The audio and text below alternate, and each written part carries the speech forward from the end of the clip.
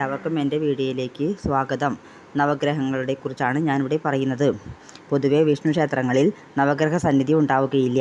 ശൈവ ആചാരപ്രകാരം വ്യാഴഗ്രഹ പ്രീതിക്കായി ദക്ഷിണാമൂർത്തിയെ വണങ്ങുന്നത് പോലെ വൈഷ്ണവ ആചാരപ്രകാരവും നവഗ്രഹങ്ങളിൽ ഓരോരുത്തരെയും പൂജിക്കുന്നതിൻ്റെ ഭാഗമായി വിഷ്ണുവിൻ്റെ ഒരു അവതാരമൂർത്തിയെ ആ ഗ്രഹത്തിൻ്റെ കാരകനായി ആരാധിക്കുന്ന ആചാരമുണ്ട്.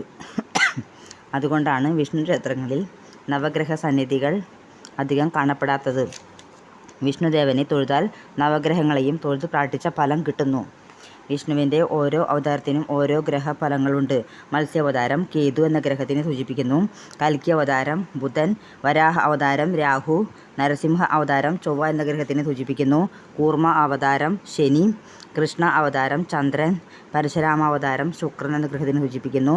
രാമ അവതാരം സൂര്യൻ എന്ന ഗ്രഹത്തിനെ സൂചിപ്പിക്കുന്നു. വാമന അവതാരം വ്യാഴം എന്ന ഗ്രഹത്തിനെ സൂചിപ്പിക്കുന്നു. ബലരാമ അവതാരം ഗുളികനെ സൂചിപ്പിക്കുന്നു.